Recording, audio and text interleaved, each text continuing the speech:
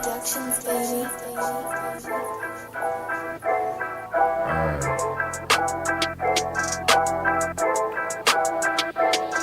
Yeah, it's the underground, it's the underground, it's the underground, it's the underground. You better pass, you better run, hey, that's your ass, boy, you done. It's the underground, it's the underground, yeah, it's the underground, it's the underground. You better pass, you better run, hey, that's your ass, boy, you done. Move the sticks, first down, you better not step out of bounds. You don't really want it, but you really need it. It's the underground, man, we undefeated. Michael Jackson couldn't beat it, fourth down, couldn't reach it, man, your squad about to lose it. Go ahead and face the music, flip a coin, you still lost. Pay the cost to beat the balls, turn your motherfucking lights off. Yeah, CTE, these niggas can't see me. Got your head fucked up, got the game locked up, and it's over for your ass. Fourth down, you better pass. You know what it is, you ain't gotta ask. It's the underground, it's the underground, it's the underground, yeah, it's the underground. You better pass, you better run, Okay. and that's your ass. Boy, you done. It's the underground, it's the underground, yeah, it's the underground, it's the underground. You better pass, you better run, and that's your ass. Boy, you done. You know what it is, baby. How many times I got to say it? It's your host, Filthy Rich. Got my co-host with me, LAB. We in the house, baby. It's the Underground Sports Show, baby. We live all the time. You know how we do it. Call into the show, 412-407-2744. Talk your sports, talk your shit. Yeah. You know what I'm saying? The hottest show, the hottest sports show in the city. Your city, my city. It is what it is. What's up, LAB? What's good? That Filthy Rich? Yeah. How the bird going, man? How the bird feeling today? Hey, look, man. I tell you right now, the Berg is feeling good off the rebound, though, man. Because we was feeling real bad the past couple days. I told you we had the damn near tornado come through this motherfucker, man, knocking down big trees. You know what I'm saying? Taking out the electricity all over the city. I can't go live, you know what I'm saying? I can't barely charge my phone. I can't keep my food frozen, you know what I'm saying? It was like low-key natural disaster, bruh, but I'm barking up the wrong tree, am I not? Yeah. Talking to a cat. Go ahead, what was you saying? You know how you do it? Yeah, well, no, I mean, I'm barking up the wrong tree because I'm talking to a cat from North Carolina, and y'all go through this 3-4 times a year.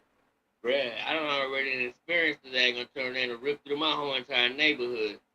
Y'all the Hurricane City. Y'all hockey team's called the Hurricane. Shit. That part.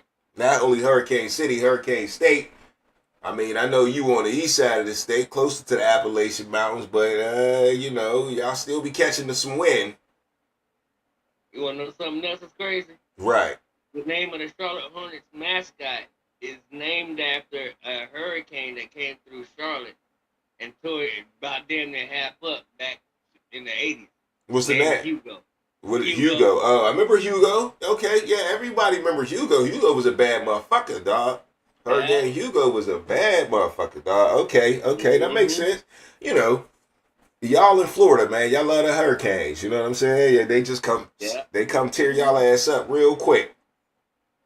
I remember, you know, down when I was living down there going through a couple hurricanes, I never caught no real bad one, but yeah, I know they came every year, at least twice. They did. At least twice. At least twice, bro. So, you know, hey, we ain't used to natural disasters at all in Pittsburgh. We ain't used to nothing but a snowstorm is the worst we get. You know what I'm saying? We covered by these mountains and all these hills. And, you know, people was just snapping, man. Kids couldn't go to school. Couldn't charge their phones, couldn't no Wi-Fi for their tablets, you know what I'm saying? Stuck in the dark. Kids ain't know what to do. They used to being up all night and shit, and, you know, mom and dad trying to tell them, look, man, only thing to do is go to sleep, bruh. But it's only 8 o'clock, you know what I mean? It's pitch dark outside. No street lights. With the traffic lights ain't working. McDonald's ain't open. Can't cook either. So we was fucked up for a little bit, man. A couple places here and here, whoever got lucky was open, but yeah, a lot of people got unlucky, man. A lot of roofs got tore off. What else? Trees falling in the houses. It was bad. It was realistically bad, man. So shout out to anybody that's going through it right now, man. Prayers up to y'all, man. If you know, I didn't hear about no deaths or nothing like that, but just your house getting the tree on it, that ain't cool. You know what I'm saying? Then you got to come off of, insurance is paying for it or whatever, so called, but still though, man, somebody ain't sitting right. I know. Yeah. Yeah, man. So set it off about these sports, man, because this is a sports show. You know what I'm saying? Quick question, since it's still post draft in the house. You know what I mean? Still post draft in the house. Hold on, let me see. My question of the day. My question of the day is: Genty or Hunter for Rookie of the Year, or is it somebody else? Now, my man, Wick, you don't have to rush and answer this question. This is the question for the whole show. Whenever you feel ready, you answer yours. But that's the question definitely for the guest on the show.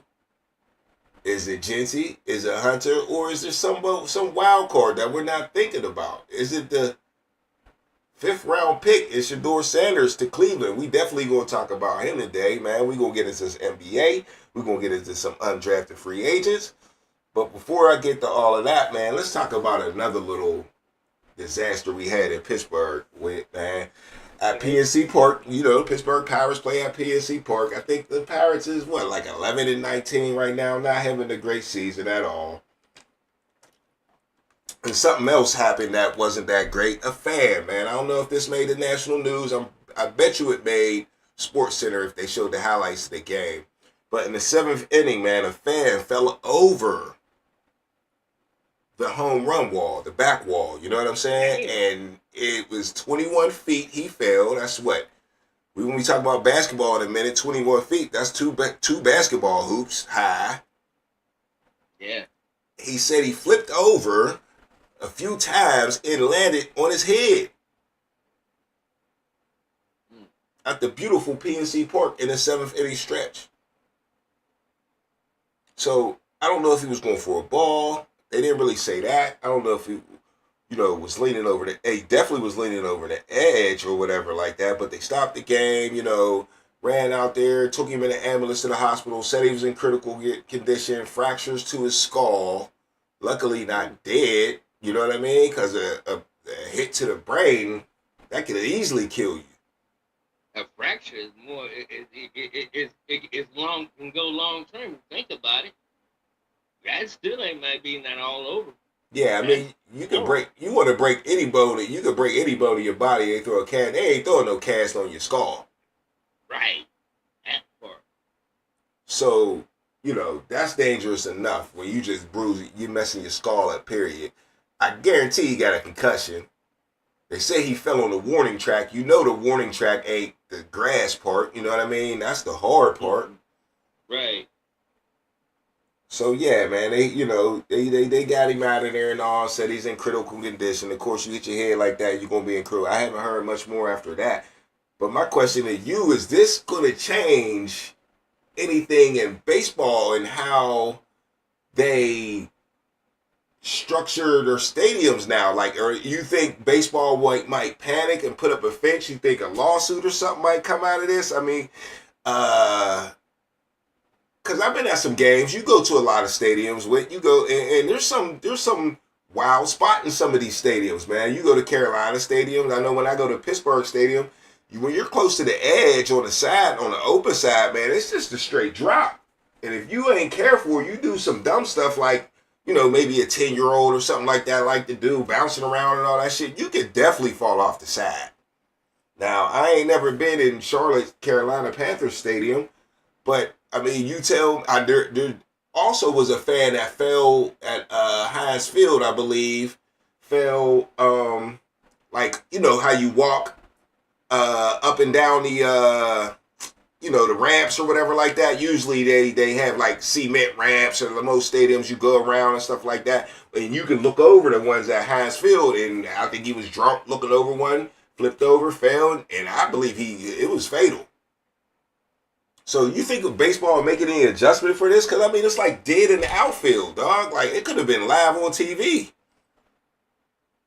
All right, so you asked me the question, right? Right. Okay, so PNC, all right, baseball already is a dangerous sport for the fans. Mm-hmm. Very true. And that's what made me kind of thinking about this. But my bad. Go ahead. Already set in mind. I mean, all right, and it's also it. You remember that? Have you ever seen that 30 for 30, where they talked about that white dude that was sitting right there down in the lower level, right? Okay. And one of the dang on baseball players was coming over. He saw the popped up fly ball, right? So he went over there to grab the motherfucker out the air, and the dang on white dude grabbed the motherfucker. Boy, and he was on the home team. Yeah. It was the home team coming. I remembered it. And the home team was coming to get the daggone ball. And this idiot fucking grabbed it and kept it as a souvenir. Yeah. I do remember that. Because of that. It was penalty because of that. And it fucked them. Like, no, the penalty was because they didn't get a strikeout. Mm-hmm. Yeah. He fucked them. And they didn't even give the ball back. Like, no, you fucked up. Why you put your hand out? You ain't supposed to do that right there. Yeah. Yeah, baseball. So there's a lot of penalties when it comes down to the fans and that sport. I mean, you think about it. Look at it. Look at a game. I mean, they boring as fire right about now. Okay. They only get better when it gets to October. Right. Or September. Right. So with that said in mind, you look at it, man, that shit's dangerous as fuck. And then imagine these stadiums being packed. Now, you said something about Carolina Panthers Stadium and you ain't never been into it.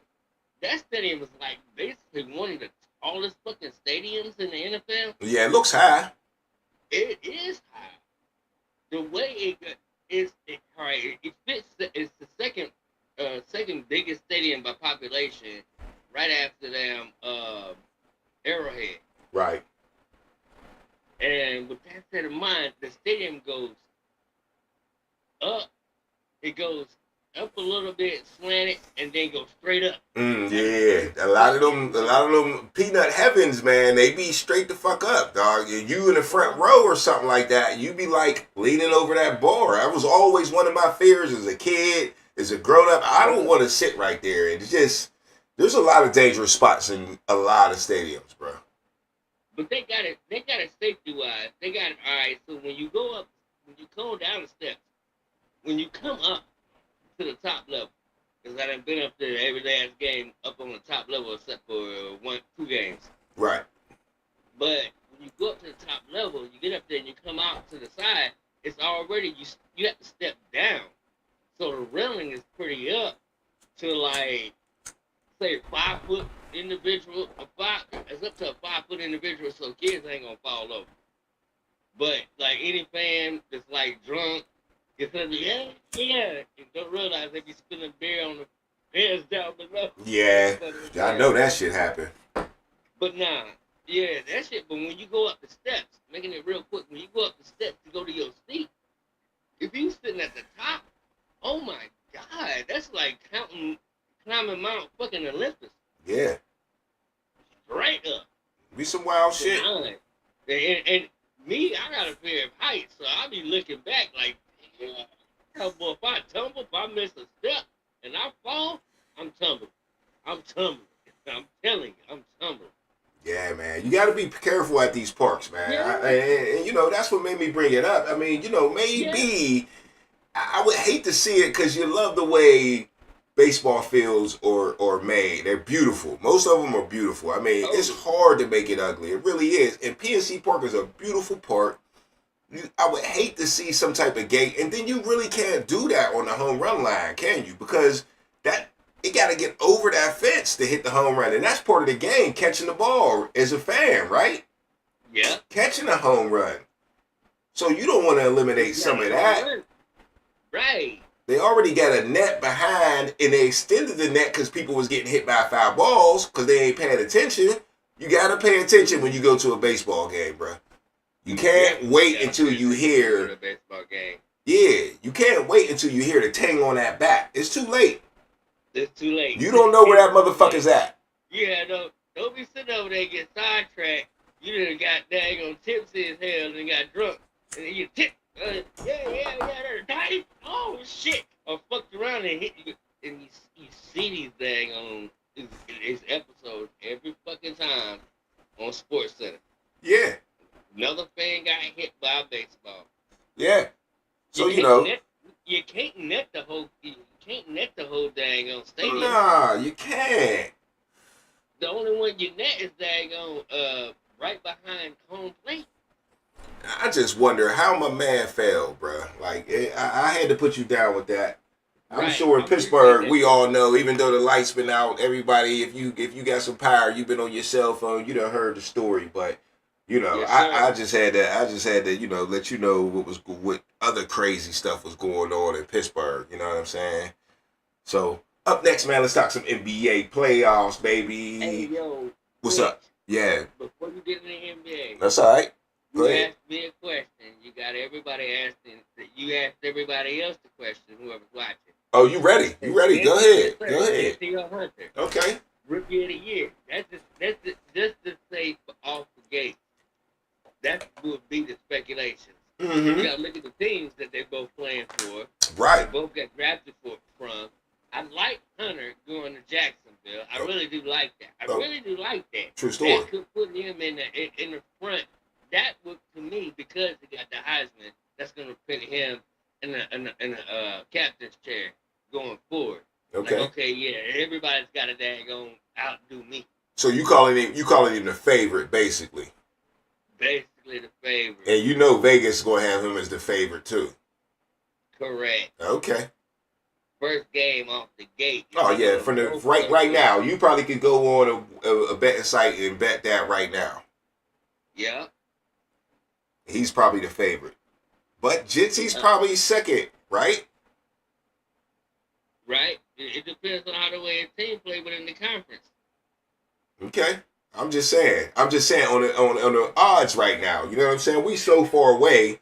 We're gonna get into that. We're gonna get into who they play and you know, all that. I'm just saying off the, you know, kind of like it's almost like a betting question. You know what I'm saying? Or a question to see who's going to challenge these two? Who's going to challenge Genty and Hunter out of all the rookies, man? You got some talented rookies that went in the first round. First of all, the first pick of the draft is Cam Ward. Yeah. And it's hard to sleep on that position because you know how the NFL loves that position. Yeah, right? Absolutely, 100% correct. They love their quarterbacks. They're going to give that MVP to a quarterback every year. And they want to get that rookie of the year to a quarterback every year. They can force feed it to him. So this is low key like a trick question. Don't tell nobody. Yo, you absolutely 100% correct. Yeah. Right. So, I mean, there's other people out there too. Mm-hmm. Now, one thing they ain't going to do is give it to a lineman, but I think they got some nice, aggressive linemen coming in to the draft. But that's one thing they ain't going to motherfucker do. It could fuck around and be a fucking receiver. Well, Hunter's going to be a receiver, and we're going to get into that later. But Hunter's definitely going to be a receiver. And you got another receiver from your town who might have something to say about this motherfucking question too. Now, Hunter's a great two-way player, no doubt. But everybody's calling T-Mac the best wide receiver in the draft. And he was the first only wide receiver because Travis Hunter went before him, but I don't really count Travis. He's an athlete, right? Mm-hmm. So, T-Mac was the first wide receiver off the board. Pure wide receiver. All 100% wide receiver. And he might have something to say about that because, see, I think y'all quarterback is ready to step up this year. Oh, about to be a monster. And if he's able to use this dude as a weapon. He about to do exactly what you said last season. That motherfucker is about ready to turn into. About to turn into that Bryce from Alabama. Yeah. And see, so he got that guy He doing it? to help him maybe be rookie of the year. But Hunter's quarterback ain't no slouch either. Now, he gets talked about bad a lot, I know. But Trevor Lawrence, man, I mean, he's still got the measurables, right? Right. The end of the day, he could wake up any day, and we know he could wing the ball, he could run, he's big, probably won't get hurt. He don't get hurt too much, is he? I ain't tripping him. He pretty much there all the time. Yeah. You know? Can Travis Hunter turn Trevor Lawrence into a top tier fantasy quarterback? He might do that. My But thing is, I'm going to let you go, and we can go to the NBA. I'm going to let you go because you started this question and you got me deep. But go ahead. hey, my thing is this right here. So why did Jacksonville trade up for Hunter, right? Okay. When they could have stayed back and got Gentry, something that they really fucking needed. Jacksonville? Yes, sir. Yeah, The reason why I say that is because I looked up Gentry, and guess where he's from? Leave it alone. He's I'm gonna leave it alone. Where's he from? I know. Hold Duval on. County. He's from Duval County, brother. Oh, okay. Jacksonville, Florida. Travis Hunter's from Florida too, though. But No, he's from Georgia. He's from Georgia. It was real close to Jacksonville. That's what it is. Yeah, he's from what's that? Savannah. I don't know. I can't remember. I know he played for that. But anyway, yeah. They said it's minimal miles away from home. He said he feel like he's at home. I think everybody down there kind of root for Jacksonville over like Atlanta, even though they ain't in Georgia. That's how close they are to Jacksonville. Because you know Jacksonville sit at the top, don't it? Right, it's in the top. But the next city that's over across the Anglo County line or the state line is Savannah. Okay. Oh, so maybe he acts close. Maybe he's one of them outskirts or something in Savannah. Yeah. But yeah, Gentry's from there too then, huh? Gentry's from Jacksonville. He's from Duval County. Let me see. Let me just look up Hunter. That's wild. I didn't know that either. But, okay. You think it's wild that they skipped on Gentry or just stayed where they could have stayed where they was at and got Gentry? Yeah. Yeah. And you think they need that more than they need a Hunter? In a way. Because they just got Brian Robinson Jr. last year. Travis Hunter's from down south. Georgia. Yeah, he was down south. West Palm Beach. Who? Travis Hunter. Florida? Mm-hmm. No, he played in Georgia, didn't he? He played in Georgia. Yeah, he played high school in Georgia. Let me see. Got it wrong. Oh, sir, that's exactly what they're saying on Wikipedia. Probably born there. Collins High School. He went to in Georgia. Collins High School. He was born like you said, he's from Florida. You said that. He's born in Florida. Yeah. Okay. Oh shit, he's from Atlanta. He's from Which one is it? He's from North Atlanta. Which one is Gwinnett. it? He's from Gwinnett County. So he ain't from it says Sewanee, Georgia. Yeah, Sewanee, Georgia. I just looked up the high school. The high school he went to is in Gwinnett County. Right. And that's north of Atlanta. That's the next county north of Fulton County, which is Atlanta. Yeah, so he's from Atlanta. I mean, he grew up there and played in Atlanta.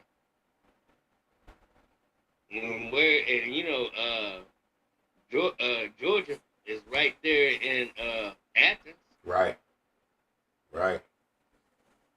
Mm-hmm. All right, well, Yes, we ain't even going. Right there. I'm gonna answer your question right there. And to finish what I was saying. You got time. You got time. You ain't got to answer it now. I'm just letting you know. No. All right. You can answer it though. I'm just letting you know. You got all show to answer the question. All right. So with Gentry, this is the thing that got me about Gentry right here. He went to the Las Vegas Raiders. Do they got the offensive line that's gonna block and open, make holes and make plays? Now they got a tight end that's a passing tight end. We don't get into that. That's my question. But I like Hunter because we already familiar with how the way Jacksonville plays. Jacksonville's gotten a little better than their offensive line, but they got a good. They already got a good running back. They already got a good wide receiver. Got to look up that Brian Thomas Jr. So why would you get two wide receivers? Why would you trade him and get two wide receivers? Or is Brian Thomas Jr. a freaking on running back and I'm calling it all bad? Well, you need two. You need two wide receivers. I think they wanted to give their $100 million, or whatever, how many $1 million you getting quarterback weapons and no excuses. You know what I'm saying? Like, that's just what it was. They got Trevor Etienne still. He's still kind of slick. You know, he still can get the job done. They're going to work on that. And they got what? Bigsby. Tank Bigsby went off last year. And I can't remember what they did in the draft, but they could sneak a dude in there, man. You could find a running back. I think that's why. You're not going to find Travis Hunter. You know what I'm saying? You're not going to find another Travis. Genty still got to prove itself. Heisman and all. Whatever. You step up to the pros, things get different. Is your style going to work? Is your line going to block for you, like you said? You know what I'm saying? Receiver is a more dependent position, but it's dependent on a different position. It's dependent on the quarterback. Of course, the line got to block first, too. But still, like, you know, you can make up plays even if your blind don't block up well to get your best player the ball, especially when he's a receiver. And, you know, Genty definitely gonna get his chance because he's gonna touch the ball more than Travis Hunter for sure. He definitely is.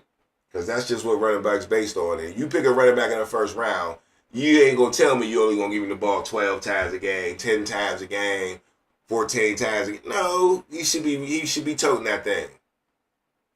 I bet you Jacksonville if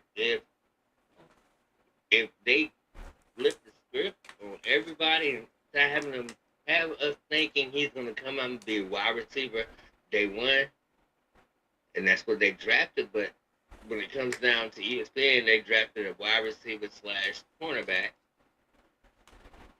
How about he probably played majority of his first game as a D-back? Well, see, no. You don't go that far. Just. I know exactly what you said. I know what you said. The majority of it. You know what? Maybe a D-back. I know what you're saying. That's the other side to it. Just don't. He'll still play wide receiver. Not saying he ain't going to start at wide receiver. Right. But he might start at D-back.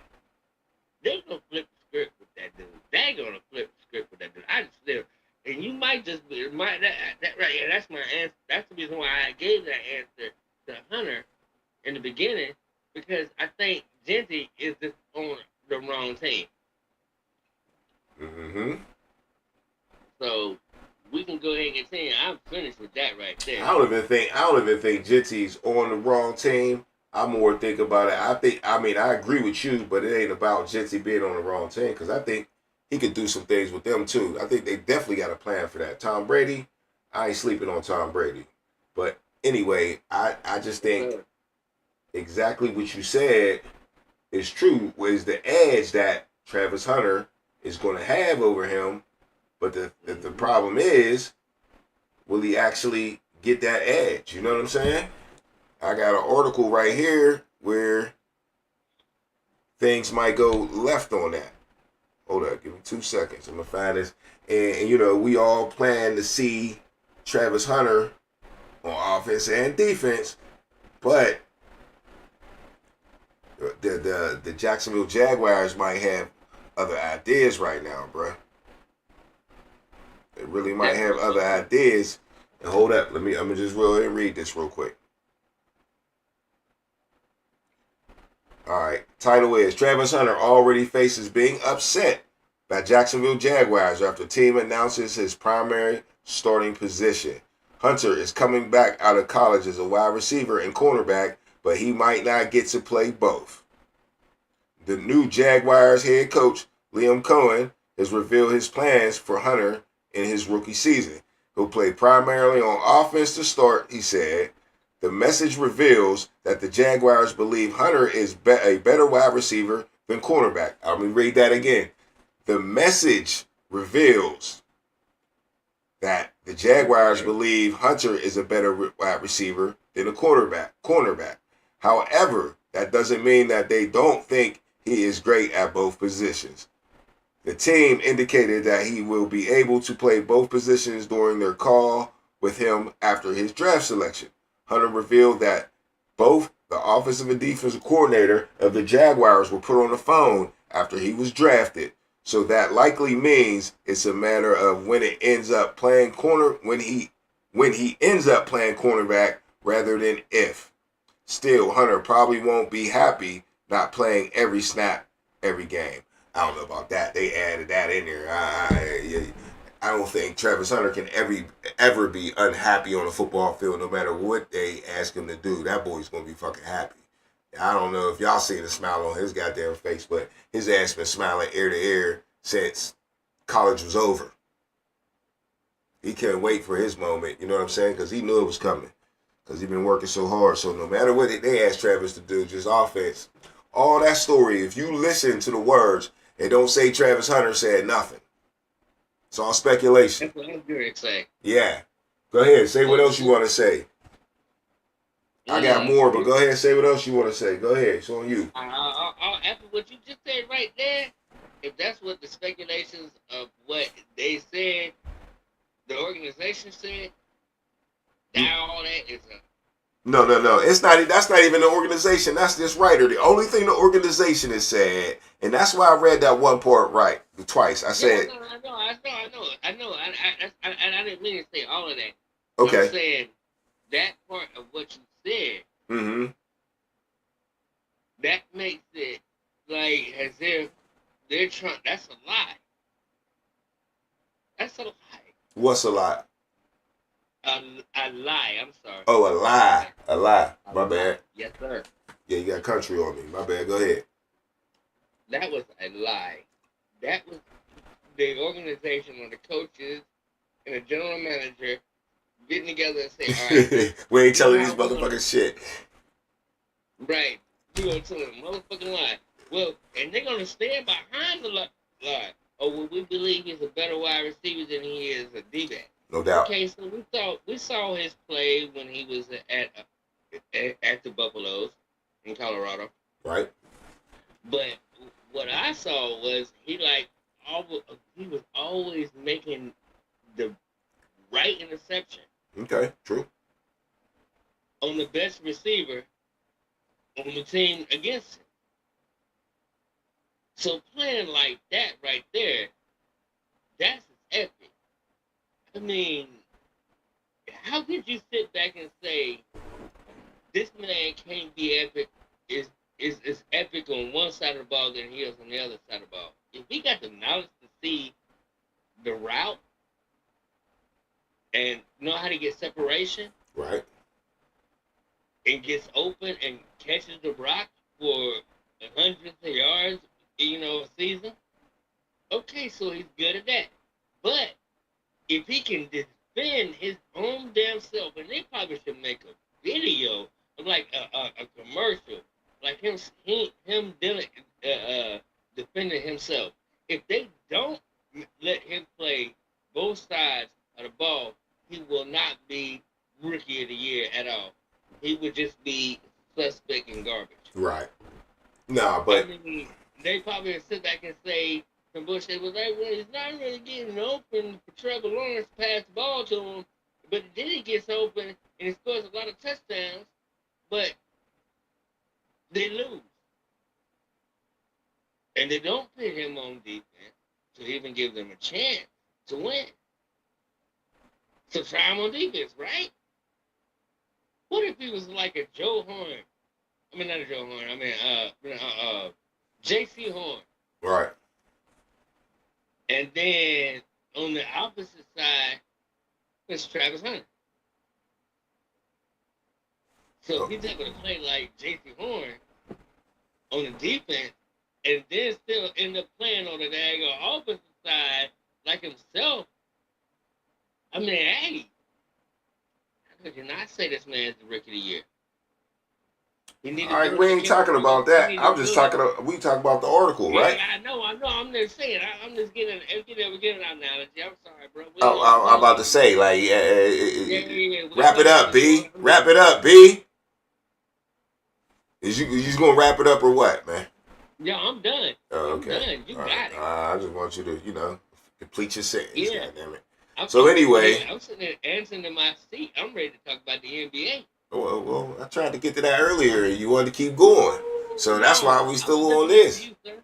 I was listening to you earlier. But anyway, I just want to reply to this what and you had to ask us say. any enhancements to your questions, so I had to answer your questions back. You gave me your knowledge. You're I right. gave you mine. Is So that? we good. I was just reading. I just read the article to you, bro. Yes, sir. I just wanted you to wrap it up whenever you was ready to finish. You never said nothing. I was just saying, is you gonna keep going or you gonna say, you know? I had to get the point. I had to explain it right. Yeah. All right. All right. Anyway, like I said, let me finish, man. We can move on to the NBA, nigga. The Jaguars head coach revealed his plans, and that's what we were talking about, brother. Plans that he is going to put him on offense first. So I was just making that clear to people that this is what they're saying. This is the Sun News, reliable sources saying they said they spoke to the coach, and he said they'll be primarily playing offense. But you said it right at the beginning with, this is a lie. It doesn't matter. We both know he's going to play both sides of the ball. This is what I was trying to tell my cousin, that wide receiver is a harder and more cerebral position than DB. Not harder to play, but harder to learn how to be good at.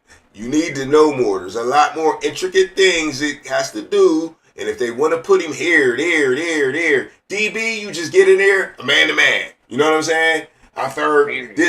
These can do that naturally. But wide receiver is what it takes, the timing and all that shit like that. So, of course, this was what Liam Cohen was going to say. Duval. You know what I'm saying? That's what Liam Cohen was going to say. He got to play offense first. You got to play offense first.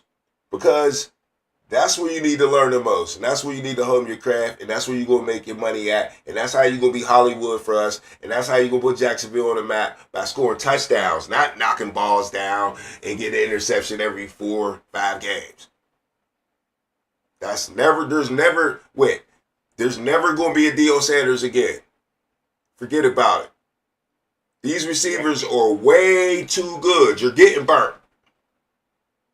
So Travis Hunter must be a great receiver to have the success that he wants to have in the NFL. He must be a great receiver. And sprinkle him in on defense.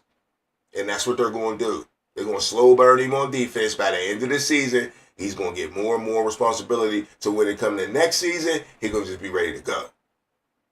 But you just can't throw him to the fire. But you got to get him hot, though. They're going to play him on both sides of the ball. And it's the thing. It just might take his time. That goes back to Jen. But on that note, on to the NBA, right? Yes, sir. I'm going to let you set this one off, man. We're going to go back to last night, the Lakers. What the fuck? It's a wrap, right? Wrap that shit up, dude. Wrap that shit up. Yes, wrap that Wrap that shit up. I mean, what you think about that game, man? I thought LeBron was looking soft. All series for real. Luka, I ain't gonna say Luka ain't care, but him and LeBron just don't play well because they both do the same shit. Yeah. They take the ball, hold the ball all day. Yeah. Try to find the perfect pass or score. Everybody know what you're doing. And everybody just standing around. Yeah. And Minnesota just deboed them. Rudy Gobert was too motherfucking big for everybody. They tried to go small. And LeBron's 40, so that wasn't gonna work. So, they got spanked in the first round. That wasn't supposed to happen. But I seen Minnesota. As soon as I seen Minnesota, I said, uh-oh. Man. If I was a gambler, man, I'd be rich. But I said, uh-oh. Gentlemen sweep. What's your thoughts, bro? Bro, I got so many thoughts about this about that All right, I series. feel you. I feel you. Yeah. All right. So every playoff, NBA playoffs, I'm gonna say this very fast. Every NBA playoffs, it's always got to be a California team or and the East Coast team, a California team, keep that in mind, or and the East Coast team, so they can have commercial, they can have You vote. ABC and all them motherfuckers that host the daggone finals, which is ABC. They can have coverage on the coast of California and whatever other city in the West. It's always like that. Right. Think about it. Look at all the championships of the Lakers. All them times you watch the finals. And then you look at the daggone Golden State Warriors and you look at all the daggone finals. Come on. So, let's get going. Mark Cuban somewhere is laughing his motherfucking head off and screaming, hell fucking yes. He still don't got Luca though. He got rid of him. He chose to get rid of him. For what? So Wait, hold okay, on. so Let me finish what I'm saying. it's still 1 year.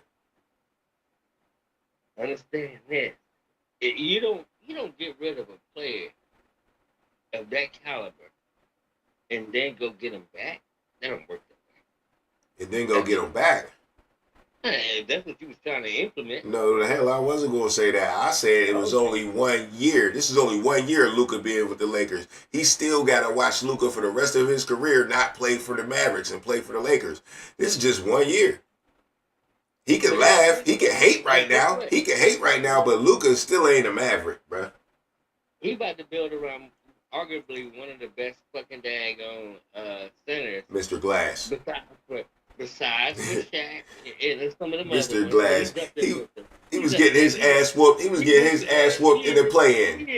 He was getting his ass whooped in the play-in. Now he couldn't even win in the play-in. He had to. He's in that middle early 30s. He's Mr. Glass. He's Mr. Glass. But guess what? Like I said, like I was trying to say that Mark Cuban, he can really build around that and go from there. But I'm gonna leave that alone. And I'm just gonna go ahead and say it like this.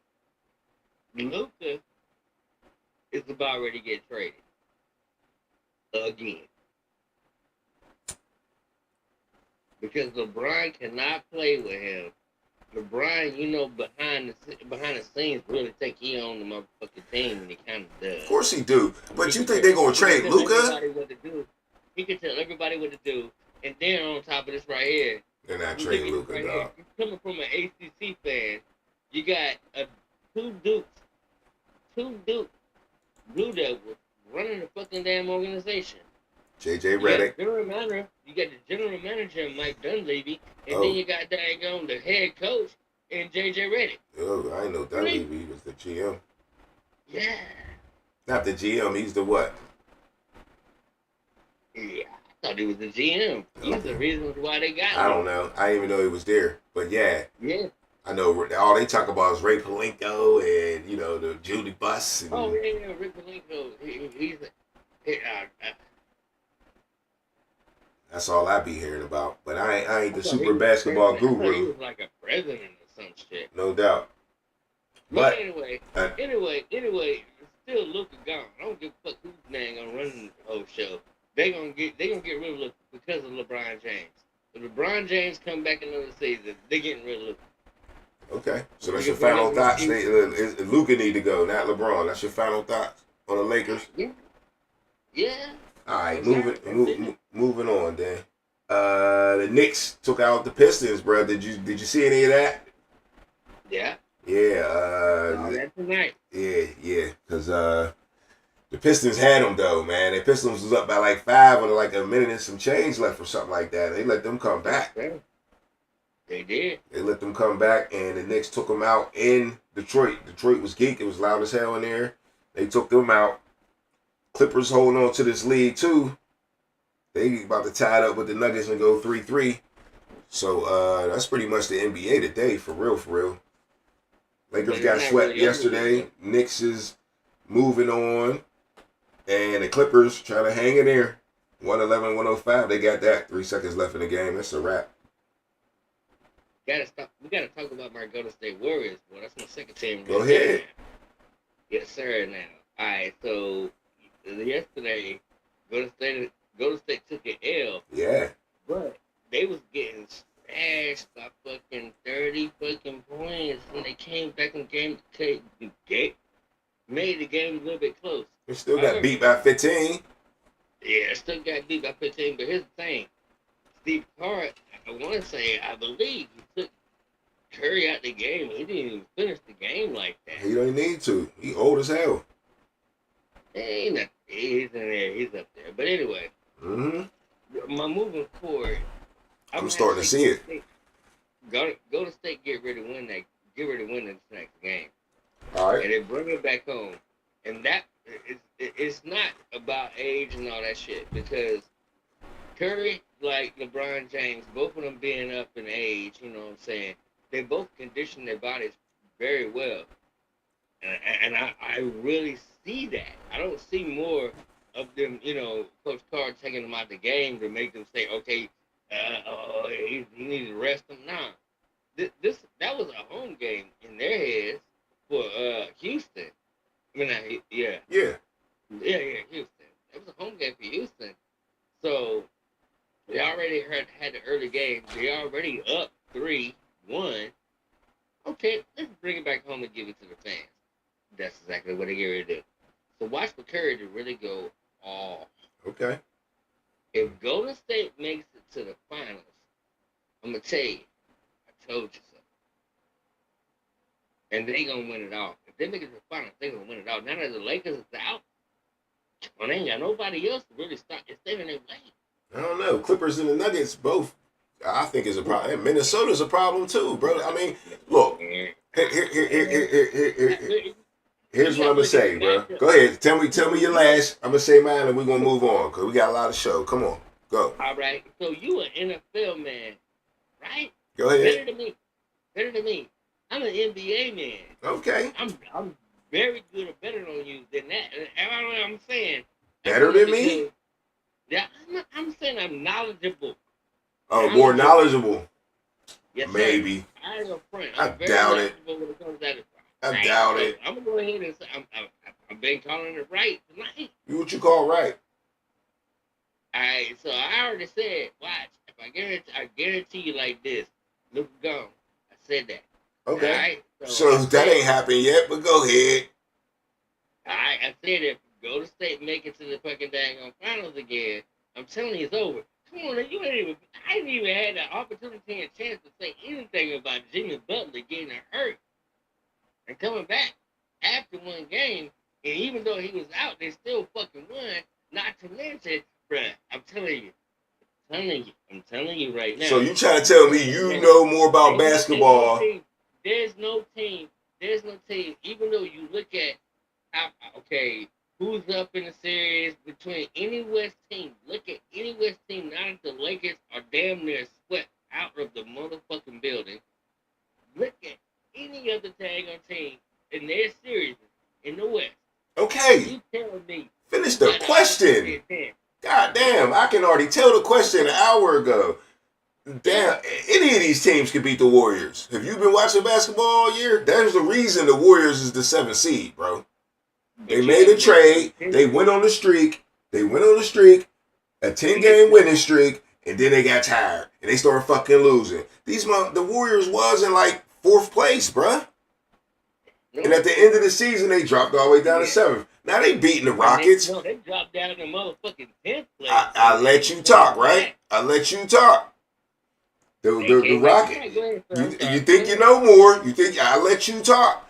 Look, the Warriors is beating the Rockets. That's all and cool, but we all knew the Rockets was young. Even Vegas said it. The Warriors was the favorite. You ain't never seen no 7 seed over no favorite over no 2 seed. Never. But they knew the experience was going to beat the Rockets. And it's happening right now. It ain't over yet. They just blew their ass out tonight because they probably got old tonight. That's the Warriors' problem. Steph Curry's old, dog. Like, there's nothing wrong with Steph Curry. He's still in his game. I think LeBron's still on his game, too. They're going to put the ball in the bucket. What they not going to do is do it when they need to do it sometimes. And that be their motherfucking problem because they be tired. I see it. I see it with the Warriors all the time. They be up on motherfuckers and they get came back on, bruh. And the Clippers ain't no joke. Nuggets ain't no joke. And the Timberwolves just spanked the Lakers. What the fuck is you talking about? The Warriors, who's in the way? Everybody, nigga. Everybody's in the way. I didn't explain that. But I just explained the reason. You ain't explained shit. You ain't explained nothing. You ain't explained nothing. Why they got swept. I understand that part. You ain't explained nothing. But go ahead. It's interesting. But we'll see. It is what it is. All I'm just saying. Anybody can get it. In the West, that's how it's been all year. California got to have their team. Yeah. They got to go through OKC, though. They got to go through OKC. The Clippers is out West, too. And Denver. Yes, sir. They right there in LA. They got a brand new stadium at that. What they don't want is Minnesota. Whew. But they'll take it. Yeah. Long as it's the Celtics or somebody. That shit boring too. It's just the NBA be fucking up, man, at the end of the day. All right, Wet. Got some news for us coming up. News in the NFL world. I don't know if you caught this one, but Deontay Johnson is a Cleveland Brown now, bruh. That part. Yeah. That part. Deontay Johnson goes to the Cleveland Browns. He is playing for the third team in the division alone. Done played for Carolina. Who else? The Texans. What's that? 5 teams now? Everybody playing for the Ravens too. You know, everybody in Pittsburgh hate him because he dropped the ball every now and then. But the boy was productive. I don't give a fuck what nobody say. Carolina seen a smidget of it for maybe 1.5 games. He had a 100-yard game real quick. He had his one game real quick. And, they kicked him out for his attitude, I'm sure. That one game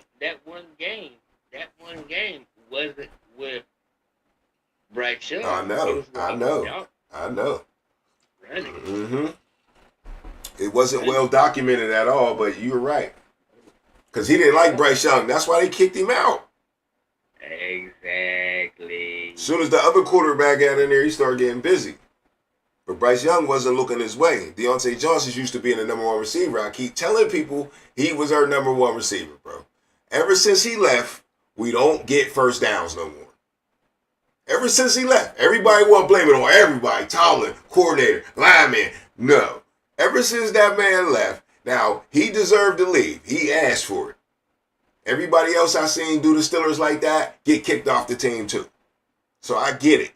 But the production that he gave this team was something we haven't had since he left. And it was a route running wide receiver that caught first downs. If you look at his average, I ain't even got to look no more. I've seen it so many times, proving it to people. There is not a season in his career, no matter what team, all these teams we talk about, whatever team he was on, the man averages a first down a catch, bruh. His average catch every year is over 10 yards. And that's where it's at. If you average in 15, 16, 17 yards a catch, that means you catching a little bit of balls deep, though. You know what I'm saying? You the deep man. But he the short man. He gonna get you the little first down. Yeah. You need that shit. So that's why he keep getting scooped up by all these teams. Now you ain't gonna tell me he's so garbage, but this motherfucker, every time he got home on the couch, his phone. Brrr, you already said it. He know it. That's why he act like that. That's his attitude. Yeah. His attitude and how the way he feels yeah. about his quarterback. Yeah. That's answer right there. Said done. We seen it down here in Carolina.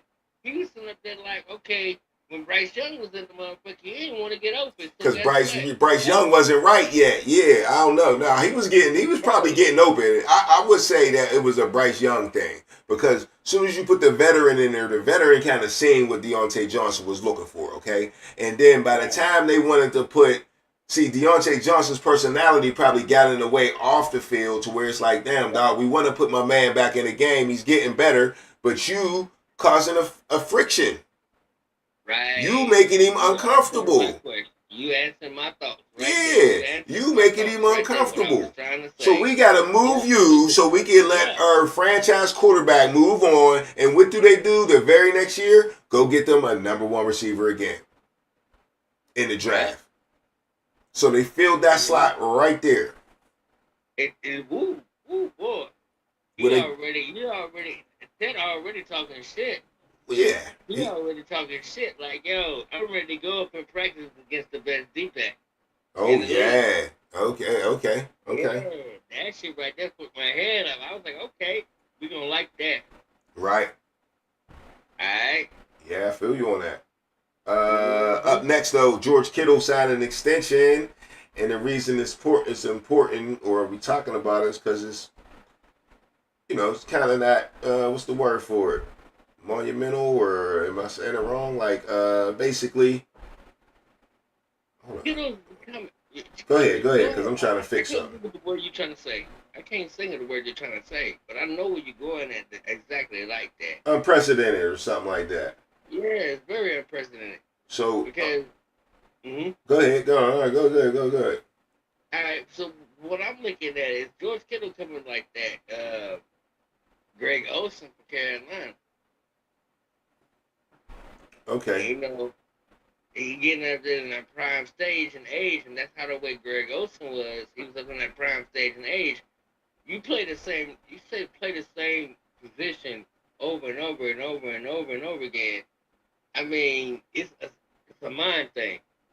Just like how the way you are when you work. Just how the way I am when I work. It's like how every right. human But being what you on the trying to planet say though? What you operates. trying to say? The point of what I'm trying to say is that George Kittle in his position, he's masterminding that. And so with that set in mind, San Francisco, they're gonna hold on to that right there. It's only making him better. Yeah. But anyway, It's tight only end. making him better. Right. It's only gonna make him better. Tight They end still George got Christian. Kittle. They still got Christian McCaffrey. Right. They ain't going nowhere. They're gonna be better. The key thing is for San Francisco is they gotta keep daggone McCaffrey healthy. Right. They know that. Now, wait a minute. They some great one of the who was one of the offensive linemen for somebody. I'm close to saying San Francisco. I think I read that one of them retired With right before the draft. So I ain't for 100% for certain about that. I don't know how to work. We're gonna look at it here coming up pretty soon. I'm gonna look at that. I'm gonna look at that. So we're gonna look at it section. yeah, Brock Purdy. LAB. We just talking about the extension right now, man. We got a billion shows to get into the 49ers, bro. Yeah, I know. I'm trying to get to the stuff we supposed to be long-winded about, bruh. Yes, I got the long-winded conversation for you. All right, we talk about the money, bruh. It's the money. Yeah. All right, man. Anyway, Kittle stands to make, I feel you, though, on the 49ers, no doubt. But Kittle stands to make $76 million under the terms of the deal, and there is $40 million in guaranteed money. Total value average a year or the most of any tight end. So that's what I was really trying to get to, man. He's the highest paid tight end in the league, and that's that. That's the news right there. Well, the other one was Deontay Johnson going to the Browns, man. And they try to sneak him in there with Kenny Pickett, too. Yeah. They got a quarterback room. All right, but I got something that you could break down right here, all right, that I want you to break down. Another team, though, it is the Chicago Bears. And the thing about the Chicago Bears is, hold on, that right now, basically, the Bears are the most bet on team in Las Vegas right now, okay? And the reason they're the most bet on team is that their win over their under and over win number is 8.5. Okay, so everybody's betting on over. So basically, everybody's thinking that the Chicago Bears are going to win more than 9 games in Vegas. All the bettors, everybody on their phone betting to see what's up. So we all know the Bears kind of think they found a franchise quarterback. What they get in the draft? They got their new tight end. What's his name? Loveland from Michigan. Do you think the Bears going to finish over 8.5 this year? Was that a safe bet, or would you bet under? Because everybody's betting over. That they going to get 9 wins. That means they'll be 9-7. Is it 9-7? No. Yeah, 9 and you at least know 9-8. I like that quarterback. I like their quarterback. I like It's all right. that selection. I like the selection that they picked up at tight end. Coach. Even though Kyle Kmet, oh man, was a monster last year. We talked about that, right? Yeah, you know. So with that set of mind, but the biggest attribute, they let some wide receivers go, and you know, my thing is that they still got one of the most highly fucking platform receivers in the league, in DJ Moore. Yeah. With that set in mind, they can do some damage with what they pick. So I can't really say that, not unless you see that whole division is really slumping. And no, go ahead, no. Under. You going under, huh? I'm going under. Because So you said it. You stole right there. You stole my point at the very, very end. It's too much. It's too much in that division. They in that black and blue division they right now. good. That's going to be a tough 9 wins. Tough. But they did solidify their offensive line. They went and got Detroit's coach, Ben Johnson. So that's why everybody, I think, is voting on them. I mean, betting on them to go over them 9 wins. The coaching, they secured their offensive line in the free agency, but they didn't really have like a great draft. Other than the tight end, they did. I think they got a cornerback though. That's pretty decent. So yeah, I don't know. Does that add up to 9 wins? Like you said, the division is the problem. They're in a bad division. But think about this though. In the division, JJ McCarthy's starting over with the Vikings, so we don't really know what the Vikings going to be, right? I think it'll be healthy. I think it'll be all right. Yeah, I mean, we'll see. That's It's a guess though. Real quick. I'm just answering that question. Will they be healthy? I think. Will they be good? I think they'll be okay. Continue. Talk about the Vikings. Right. Okay. And then Green Bay. Green Bay. Yeah, Jordan Love. They start to slump. Ooh, they start to slump. And Detroit, is they gonna fall off though, losing their coach? Not the head coach. Hey, the head coach wasn't calling the plays. Is it lost the head coach? No, but he wasn't calling the plays. Right, they lost the head. They lost the. Yeah, he's the Bears coach. No. Yeah. He's gonna have a little edge. I mean, he knows the division. Mm-hmm. Because he's been destroying that division for 2 years. He was supposed to leave last year. He said, nah, I'm going to stay, try to win a Super Bowl. He had job offers the year before. Detroit is another team that I have a weird feeling that it might... how the way it goes in the beginning, like the first 5 games, it's going to blow people's minds. Next one... Okay. Up or down? Blow their minds up or blow their minds down? If it's down, starting out, it might blow their minds of what might come to change. If it all depends on how the way they have the selection at quarterback. Okay. Because you might have a problem with. There you go. Don't go there, that's man. Go ahead. Like I said, let's go ahead. Don't go there, man. Don't do it. Woo, boy. Yeah, you're doing too much. I ain't going to my boy. You know that. Yeah, you don't need to go there right now. But anyway, what was I gonna show you? Oh, something you was right about. Something that you was right about, because I hate when you say I told you so, But you might have. But I don't know if I even agree with this person. You know what I'm saying? But I don't know if you got the screen on. You check the screen out. Your boy Dez Bryant. Hold on, let me find it so I can read it right. I ain't even have it up. My bad.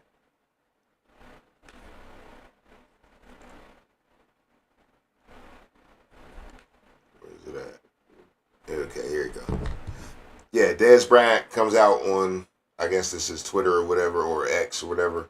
I like Quinn Ewers over Tua already. He's Dan Marino 2.0, and yes, I said it. So, you remember saying what you said about Quinn Ewers going to Miami? You don't even remember, do you? Damn, I remember. Nope, I don't. Remind me. I had to remember what I said in that video. It's going to be shocking because, yeah. Nah. You just said when they drafted him for Miami, you said Tua need to look out. I did say he might take over. That's what Dez Bryant saying. Dez Bryant saying I like Quinn Ewers over Tua already. He's Dan Marino 2.0, and yes, I said it. He gonna get them back on right. Right. I like Quinn. Yeah, all right. He pretty monstrous. I don't know, man. I mean, look, one thing we know, they keep talking about this Manning dude that, you know, got this famous family that all played quarterback. But he wasn't starting over Quinn Ewers. No, he wasn't. He wasn't. Nope. You know, so, you know, I always thought Quinn was a good quarterback. He was failing in big games early, like the year before, and then, I mean, he took him to the national, they took him to the semifinals. They went to the playoffs. Oh, they went deep into the playoffs. They won a game, and then they went to the semifinals. They lost to, I think Notre Dame, right? Or was it Ohio State? I can't remember. But they went to the Final Four, basically, in college football. Yeah. And I said he was a good pickup. I think he's that style. He's that style of quarterback that can play in that I don't know what they're called. Their offense is unique. Miami's offense is very unique. And I think he's the type of quarterback that can succeed in that offense. You don't need a real strong arm. He's going to ask you to throw the ball real quick, and they're going to do all the little motion and trick people and throw the ball real quick and get it to playmakers. You know what I'm saying? And that's what he did. That's what he did at Texas. So I can see Dez Bryant saying that, but why? I don't know the reason for Dez Bryant to come out. Why he hating on Tua that hard? No, ain't no hit on that. You know what? There's a lot of teams that when I think got quarterbacks after they're already in. I mean, look at Cleveland. Just put that to you like that right there. So getting Quinn Ewers, that's kind of epic. And you know what? Could Tua be trade bait? You ain't trading for that headache. He got a headache every day. Could he be trade bait? Trade. Why would you trade for Tua and every time he get hit, he get fucking hurt? No, I'm saying for Miami's sake, could he be trade bait? That means them saying like, oh yeah, can we fish him around? Pick us up something else we need in another position. And hold on, wait. You saying trade him to another? No, you saying trade him to another team? Yeah. What I'm trying to tell you is, why would another team take a dude that got a headache every day? That part. That's what I'm talking about. That's what I'm trying to tell you. That's why I was. Like, what's the old boy that came out? How can he be? He's not trade bait. You're not trading to it. Nah, yeah. He made too much money. He got a fucking headache. Yeah. Come on, dog. Now that's what Dez Bryant might be trying to say. Yeah, that's true. Now, Dez Bryant, is he from Florida? Is he a Miami fan? I'm just trying to figure out why he's taking this angle so hard to even say this. Yeah. I mean, we all kind of figured it out. Well, you said it. You said it. Yeah. I told you so. That's why That's why I brought it up. I seen this and I was like, you know, that's what you said the other day. You're right. I wasn't really thinking. I'm just thinking about the talent of Tua and how he already know the offense. They already been clicking. Why would you? I mean, this rookie ain't gonna start right away. But maybe they thinking about, you know, hey, Tua could fall off any day. That's why we drafted this guy. Some of these, you know, the NFL is so. Some of these teams in the NFL is so they ain't gonna pick and choose how to where they go. You think about it. You gotta know where the Tennessee Titans picked up. Both the Tennessee Titans and the Detroit Lions picked up a quarterback late in the draft 2 years ago. And one ended up eventually starting and it ain't even getting a hot chance to fucking gonna even prove himself behind a damn terrible offensive line. And the other one never even got the opportunity and chance and they didn't even say anything great about him. No, not that. Yeah. That right there. Yeah. Yeah. Two was picked up early. And they already dealing with the fact that, you know, they didn't try to build behind them. They tried to build behind them. Nah, they're done. They might just, if he fucks up anymore, they'll fuck around and cut his ass. They don't give a fuck. You know, these teams out here, they fuck around and cut a player, and I mean, don't give a damn how much they're paying him. They pay him his guarantee and should fucking go somewhere. And the deal with it going down the road. Right. And move on. All right, well, we're going to switch it up here in a minute, but we're going to go to halftime real quick. When we come back, we definitely got the free agency talk coming up. I was going to say a little bit more football here and there, you know what I'm saying? Actually, a lot more football here and there, man. So, hey, no, actually, we got something else. I got something else need to sneak in there, too, though. And I'll surprise you with that, actually, when we come back. So, yeah, it's the Underground Halftime Show, baby. We'll be right back.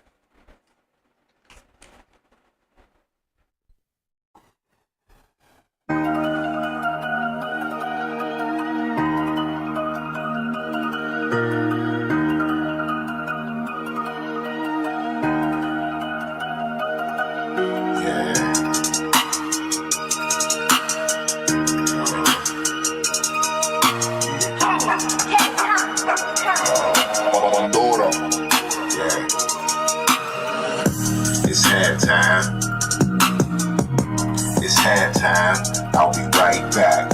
It's halftime. It's halftime. It ain't over yet. It's halftime. It's halftime. I'll be right back. It's halftime. It's halftime. It ain't over yet. It ain't over till it's over. Pull back, run you over. It's the halftime show. We need a turnover. Pick six. It's your boy Filthy Rich. Turn me up in this bitch. Hit the like button. That's the right button. Call in to the show if you know something, but you probably know nothing. Not my fault that you're playing for the wrong team, wrong scheme. Struck you out like Paul schemes. It was all a drink. You never gonna win a thing. Nah.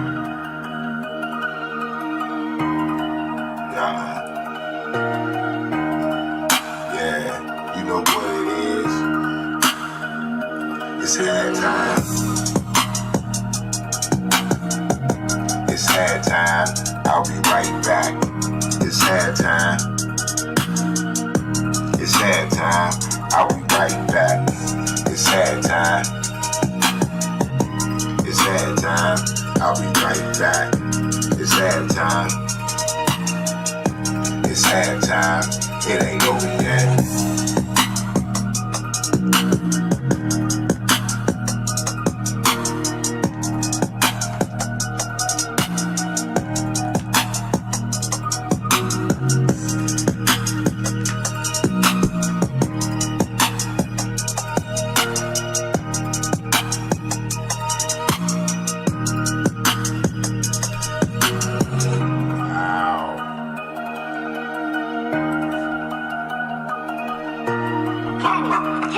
What it is, baby. Underground Sports Show. Yeah, it's the Underground, baby. It's halftime. Right back. Alright, LAB, we right back, man, on the underground. Like I said, I got a story for you real quick. But anyway, Genty or Hunter in the chat.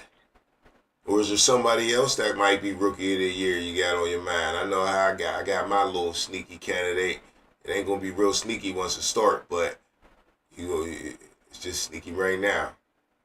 But anyway, let's get into this Kentucky Derby over the weekend. LAB, you down with the Kentucky Derby? That's my surprise news for you, man. Hey, I'm telling you, man. Look, anybody out there telling you, watch the Kentucky Derby, okay? The Kentucky Derby is Saturday, May 3rd. It's like all day, so no matter which part you catch, it's going to be fun to watch. I don't know if y'all know much about the Kentucky Derby, but there's races all day. It starts at noon. The real big race is at the end, and that's the one for that everybody talk about, and that's the race that's going to be on SportsCenter. The other races ain't even going to make SportsCenter, you know what I'm saying? But there's races all day from noon, and the tip-off of the last race that everybody want to see is at 6:57 p.m. So it's like a 7-hour event.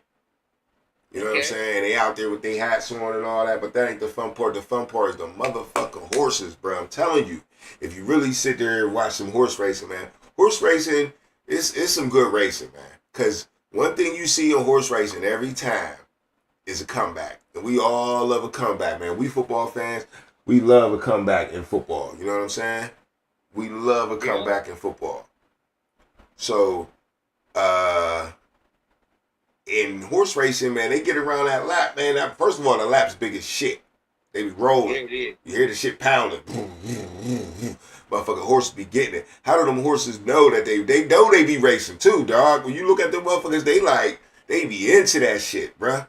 So they done made an animal, turned the animal into a motherfucking beast mode, you know what I'm saying? And this motherfucker got the genes, and they whipped him up, you know what I'm saying? I looked up the lifespan of a motherfucking horse, and it's only like 25 years. So they've been doing the Kentucky Derby for like 150 years. And I'm telling you, I've been watching it for a good about 15 years now, man. I always like horse racing. My granddad used to be like all into the gambling and all that shit like that. So, you know, he used to mess with the meadows and even dog racing. And I just like to see a good race. And horse racing, the best thing, there's always the comeback, bruh. One of them horses going to hit that last corner, and he's just going to put it on. He gonna try, and he might not make it. But hey, dog, I'm telling you, horse racing is lit. Watch the Kentucky Derby, bro, and you could bet on the horse. Ain't nothing wrong with that either. You're right. Ain't nothing wrong with that neither. That's a good feeling too, man. I know y'all like to gamble. Everybody like to throw their money away. I already know. You already know. Put it on the horse and making it even more exciting when that horse is coming back. You could bet on a couple horses. Horse racing betting is just like all the other bet parlays. You could pick 3 horses, you know what I mean? And this horse finished second, or this finished third. It's wild, man. There's so many ways to gamble. They got to teach you before you go. I believe it. But yeah, Kentucky Derbies for the gamblers and dudes that like comebacks in a good old foot race. You know what I'm saying? Because they be rolling, man. They be rolling. If you like track and field, it's really like the same thing, bruh. And it's like I said, there's races all day. You ain't got to sit there and catch all of them. You catch 1 or 2 of them, just put it on. Ain't nothing else going to be on. It's going to be raining all day up here. It's going to be raining all day. So it's going to be one of them good Saturdays. Get some shit done around the house. I'm telling you, turn the Kentucky Derby on, bro. I'm definitely going to have it on all year. Some years I miss it. I'll be like out doing something. I'll be like, oh shit, the Kentucky Derby was there. It's easy to miss, man, because it just pop up out of nowhere. Nobody talks about it. But I'm telling you, it's adrenaline rush, man. I'm telling you. It's way better than car racing. Way better. I can't even get down with no NASCAR shit. I tried. I just can't do it. Bruh, I can't get up with dang cars going around and around and around and around. I don't see what's the defense and the offense about any one of them shits. But I catch on everything, every sport. I catch on to every sport. Yeah. Like, you know, like one of my first loves was baseball, not baseball, what's it called? Yeah. That's one of My dad put me onto that shit. Mm-hmm. But so I know all about how them players go, and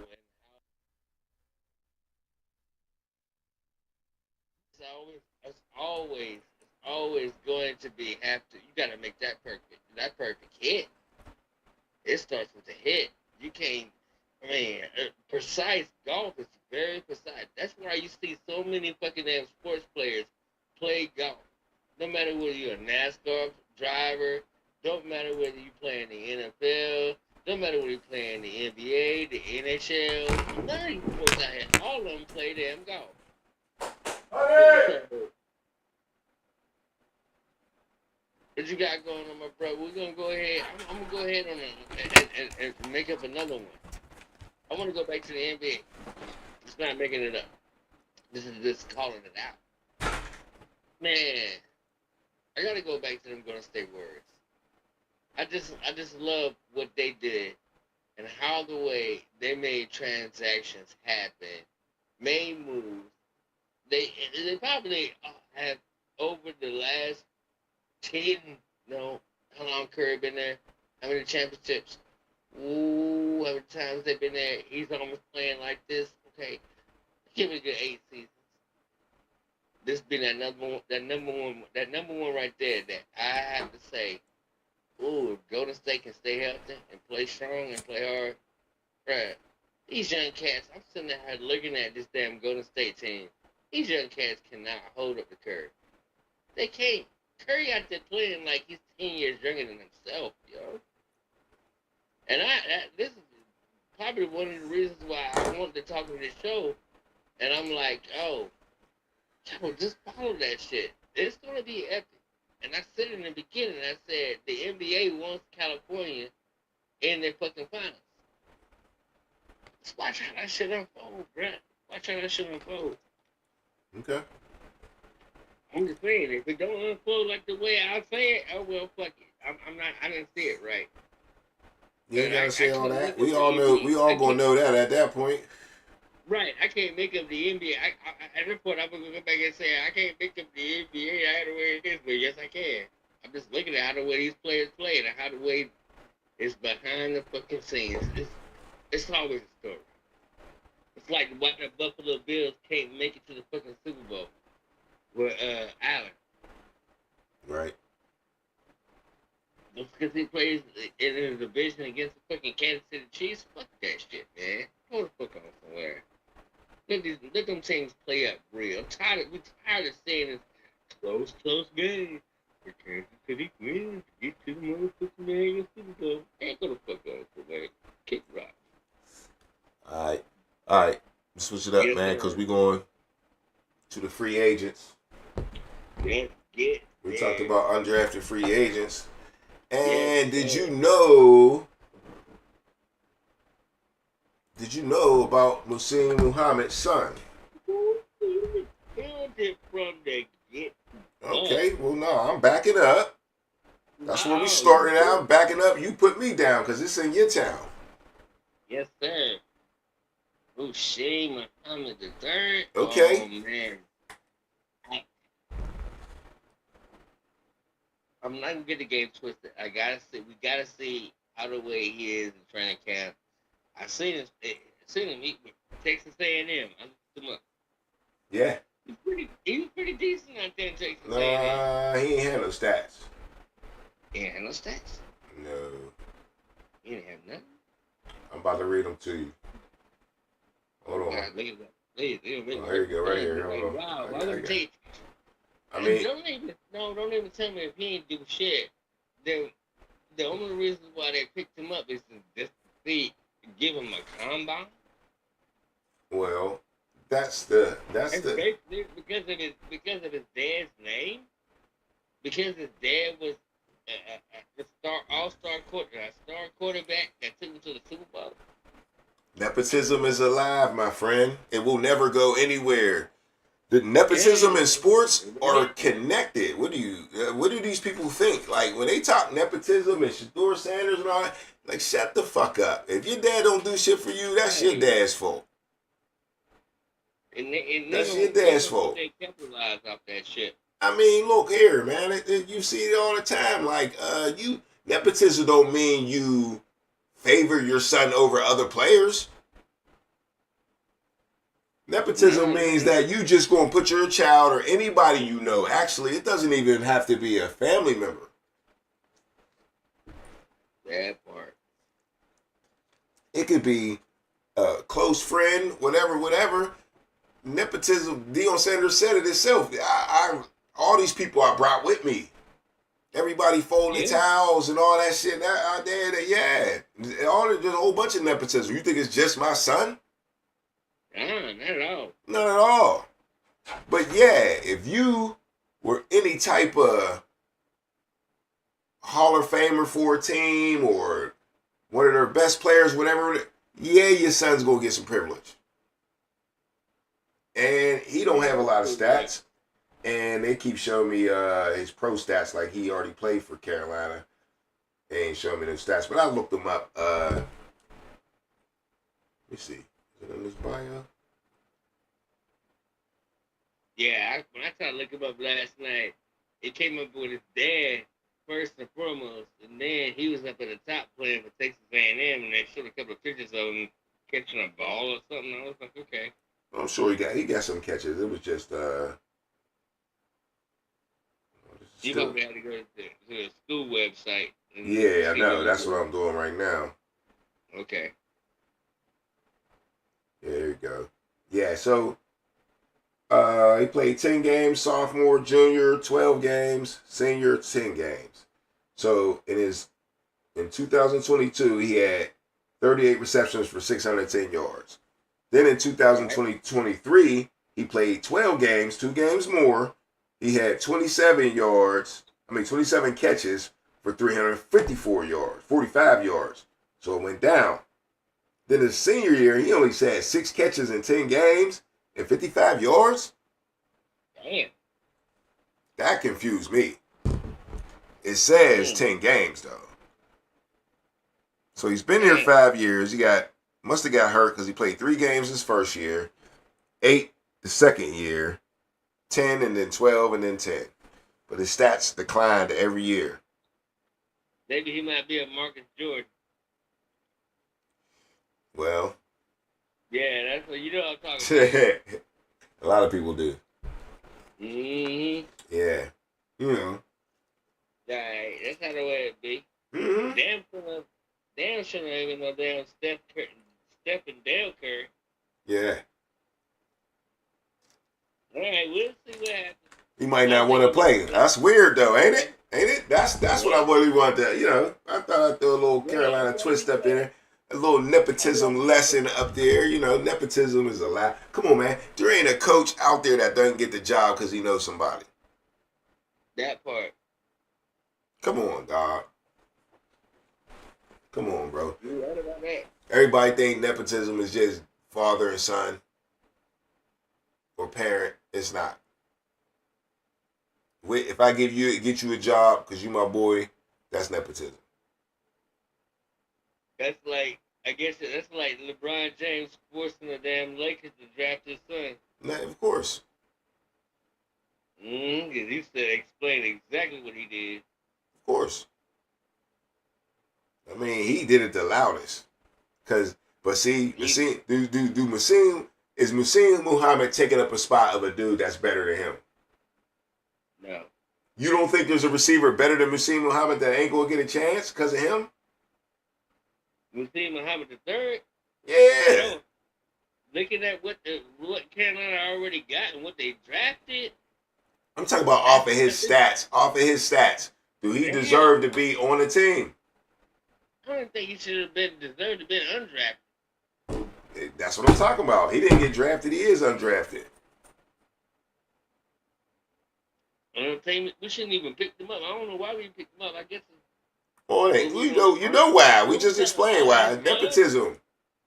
Yes, we were trying to honor his dad and win these playoff games, preseason games. Really? I mean, it ain't about that. It's just about I'm gonna get him a job because of who he is. Yeah, that. If he make the team, he make the team, or you can put him on the practice squad. He gonna make a couple dollars. Yeah, I was thinking they probably put him on a practice Yeah, squad. I mean, but you always got a chance to make the team once you get there. Yeah, that part. But At least you got the opportunity. the stats is where it's pure nepotism, bro. Where you got the opportunity, and he came to the right organization where his dad played at for years. So hey, you can show up, shine, or you can pick up your bags and go home. Yeah, And true. never show up and never come back again. When you ain't, you never will be. Right. So with that set of mind for Carolina picking him up and putting that a lot of trust into wanting to go out there and put that burden on him, that young man gonna have the ball out, and if he make the team, it's gonna be crazy. Right. I mean, if you make the team, it's a special teamer because Right. Carolina already got so many other wide receivers. We went out there and got Hunter Renfro after the draft. Right. So, I mean, I'm just saying, let's throw that out there to some people who from here in North Carolina that's listening or from up there in PA who know about North Carolina. Hunter Renfro, you know, he came out of there in Carolina. He's from Carolina. Okay. So, hey, just saying. Right. Yeah, All right. So up next though, we go ahead. up next we got Jordan Clark, the son of Ryan Clark, signing with the Jets. So it ain't only Shallow Sanders and Shador Sanders. We got Muhsin Muhammad's son going to Carolina, see what he could do. And then we got Jordan Clark, Ryan Clark's son, playing safety. Just like his dad. Going to the Jets. What did Shallow go to? He went somewhere. Shallow went to the Bucks. The Bucks. That's right. You know who else went to the Bucks? Big Boy went to the Bucks. You seen Desmond Watson? You know what Desmond Watson look like? Oh. You know who Desmond Watson is? 464-pound dude. I think I got a photo somewhere. I'm trying to find it. That ain't it. But anyway, yeah, he's up in your division, bro. Desmond Watson. 400-something pounds. Let's see, how big is he? Let me make sure I ain't lying. Get the exact number.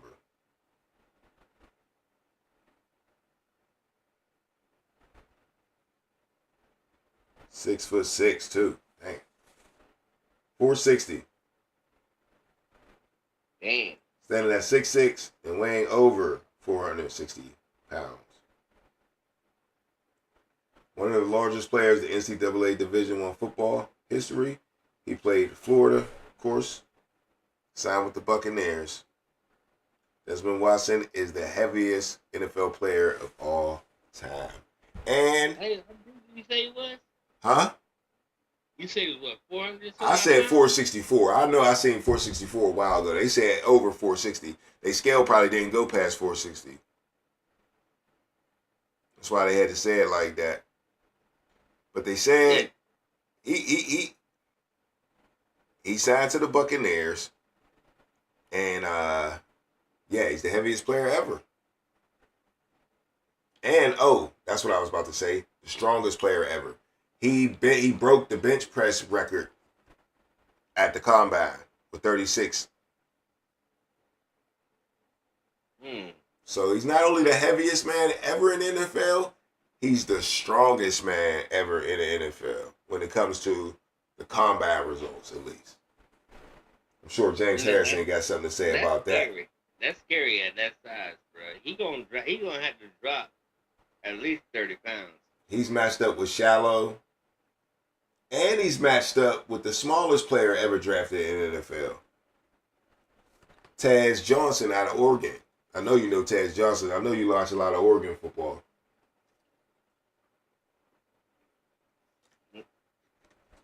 Taz Johnson's a real small receiver that Where did he go? Oregon. No, who picked him up? Tampa Bay. I don't see him. His name is Taz Johnson. Is that what you put in? No, that's what I don't see him on. I'm looking at the list that I sent you, and You I go. don't see him. Why you doing all? Just Google it, dude. I'm about to do As it soon right as now. I already pulled it up, just that quick. All right, so All you gotta do is put T. TEZ in, his name's gonna come up. How much he weighed? 100. I think it was 154 pounds he weighed. Yep, 154. Tall is he? Oh, okay. Okay. 5'10" too. Well, that helps. But yeah, them two.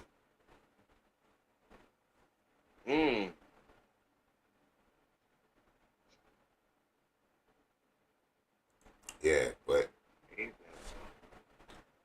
besides that's a lot of. We wrapped up that's the big undrafted free agency pickups. There's another son somewhere too. Hold up, let's go through these. I'm forgetting somebody. Was it Joe Horn Jr.? Nah, he's already in there. Who came out? Which one of the Horns came out of that? Colorado. The other one What? was a Horn Jr. Out of Colorado. Oh yeah, Jimmy Horn Jr. Yeah, he went to Carolina. He wasn't. He was drafted though. Yeah. Yeah, he was drafted. He was drafted in the last round. Yeah, was that one of our last picks?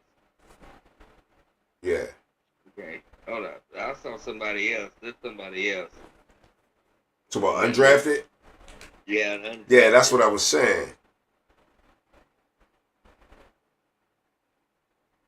Actually, it's well, the Kobe Bryant dude, they was talking about him a lot. He went undrafted.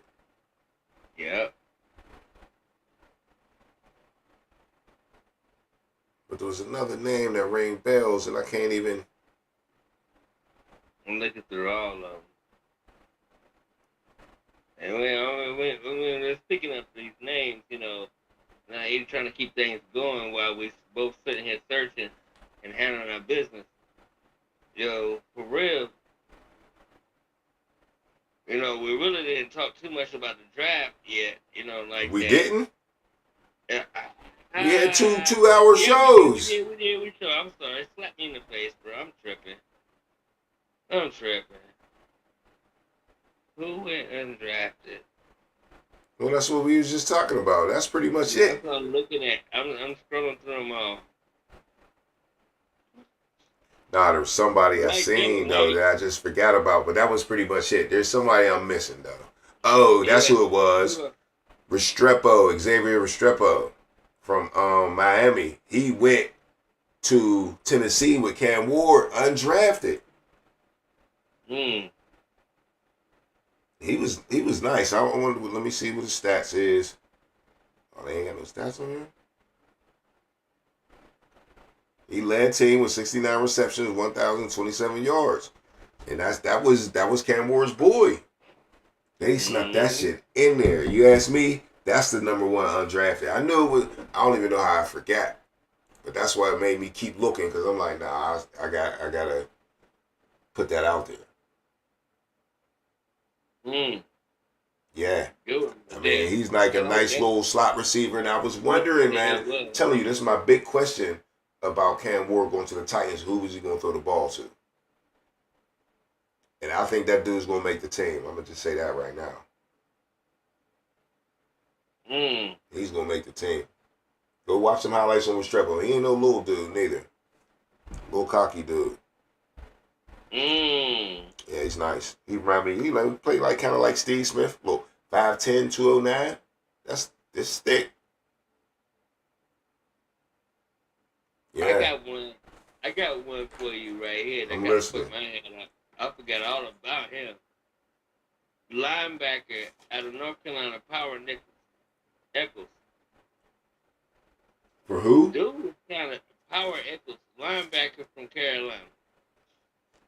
I'm gonna Mm-hmm. look him up too right quick, cause I remember dude was kind of nasty. Even though they say they have all this.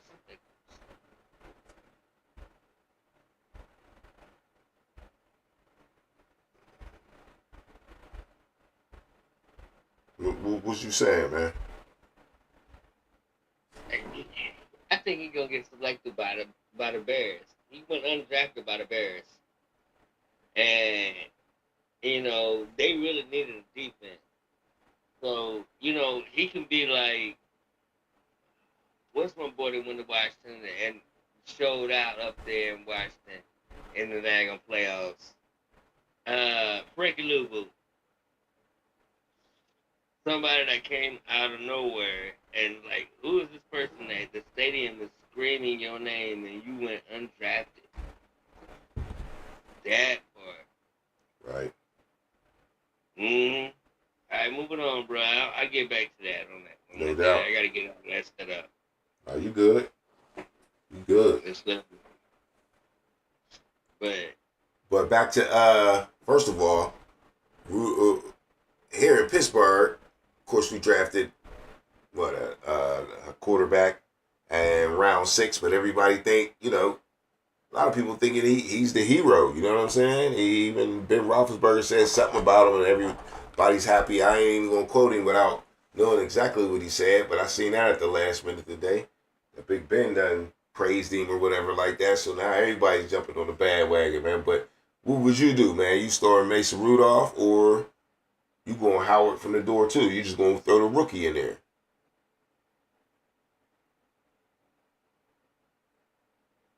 Mason Rudolph from the start. Right. Even if it's only just for one fucking daggone series, not only if it's only for one half. One half? Yeah, I've seen it happen before. The team turned around and went to the motherfucking Super Bowl. In half a season or half a game? Off an undrafted rookie fucking free agent. I've seen it happen before, but it wasn't his rookie season. But he was already in the league 1 year though, so still consider him a rookie. Who? Nick Foles? No. Who? Jake Delhomme. Jake Delhomme. Mm-hmm. Wasn't no rookie free agent. He played for New Orleans already before he got to y'all. He was a rookie free agent for New Orleans. Man, whatever. Okay. Anyway. You just gotta find a reason to get back to the Carolina Panthers. Somehow, some way. Anyway, we talk about Rudolph or Howard. What'd you say you was gonna do? Start Rudolph for the half. You said starting Rudolph for a half a game. But they do that shit. I swear to God, they do that shit. Even though I'm just trying to reference it back to what I was saying about Jake Long, because he did that in their first season. The first fucking game of that year, they went to the Super Bowl, where what's his name? Rodney Peete was the starting quarterback. They started Rodney Peete. Rodney Peete was having a terrible first fucking half. Guess what? They came in with Jake Delhomme and they won. They came back and won, and they went on to the Super Bowl and lost. So that's your plan, though. Your plan is to start a guy that you know is going to fail your team. That's your plan? Is that what you telling me? That you know? You telling me that's what's going to happen, or you telling me what you going to do? What you going to do? The team Mason Rudolph play for the team is okay. And that word, okay. Okay. He's okay. I ain't gonna say he's garbage. I ain't gonna say he's this and that, because he's always been surrounded by at least a good wide receiver and some good running backs, so it can really try to make the guy productive. But yeah, Mason Rudolph, it's okay.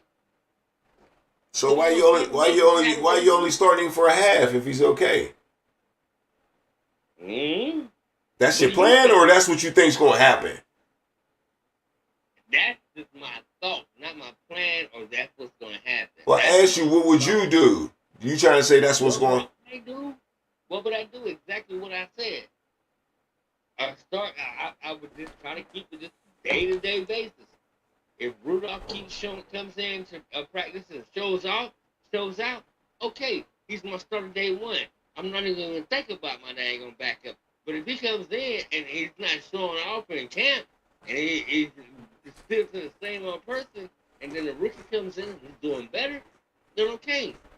Then I'm gonna start him for a half, see how the way to do, and they do it all the time. Watch in that very first game, they fuck around and bring him in. Who's your rookie? Who would y'all pick up as a rookie? I'll tell you what, it took you 20 minutes to get to there. You could have said that 20 minutes ago. Yeah. Thanks for answering the question. Oh, that's right. I've drafted him. Didn't y'all draft the quarterback? Didn't y'all draft the quarterback in the first round? No, in the first round? Yeah. The Steelers. No. Yeah, the Steelers.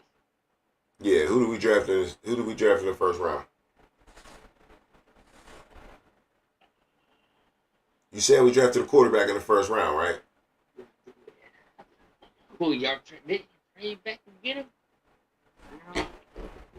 Nah. Tell me, man. Let's help. When and where did y'all draft the quarterback? If it wasn't the first round, I'm sleeping. I forgot. I told you know more about football than I do. It's the underground, baby. We live.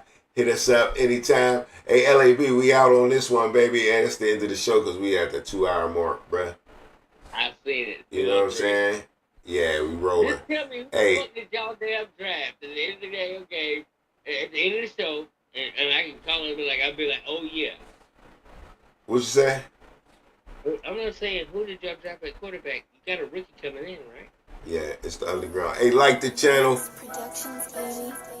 Hit the subscribe button so you know when we coming on. We live all the time. LAB, Filthy Rich, we out, man. It's the underground. It's the underground. It's the underground. It's the underground. It's the underground. You better pass. You better run. And that's your ass. Boy, you done. It's the underground. It's the underground. Yeah, it's the underground. It's the underground. You better pass. You better run. And that's your ass. Boy, you done. Move the sticks. First down. You better not step out of bounds. You don't really want it, but you really need it. It's the underground, man, we undefeated. Michael Jackson couldn't beat it. Fourth down, couldn't reach it. Man, your squad about to lose it. Go ahead and face the music. Flip a coin, you still lost. Pay the cost to beat the bars. Turn your motherfucking lights off. Yeah, CTE, these niggas can't see me.